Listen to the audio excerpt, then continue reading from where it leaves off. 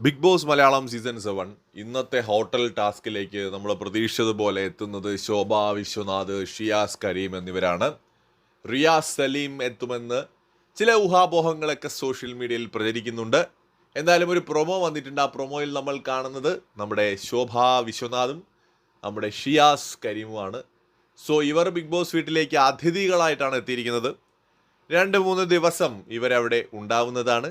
അപ്പോൾ എന്തായാലും നമുക്ക് നോക്കാം എങ്ങനെയൊക്കെ ഉണ്ടാവും. മുൻ സീസണുകളിൽ പലപ്പോഴും ചലഞ്ചേഴ്സൊക്കെ വന്നിട്ടുണ്ട്. സീസൺ 5 മുതലാണ് ആ ഒരു സമ്പ്രദായം ഉണ്ടാവുന്നത്. എന്തായാലും നമുക്ക് നോക്കാം, ശോഭ വിശ്വനാഥും നമ്മുടെ ഷിയാസ് കരീം ബിഗ് ബോസ് വീടിനെ ഇളക്കി മറിക്കുമോ, അതോ ഇവരെ വീട്ടുകാർ ഉഴുതുമറിക്കുമോ എന്നുള്ളത്. എന്തായാലും വന്ന പാടെ തന്നെ നമ്മുടെ ലക്ഷ്മീനെ ശോഭ വിശ്വനാഥ് ഒന്ന് ചൊറിയുന്നുണ്ട്.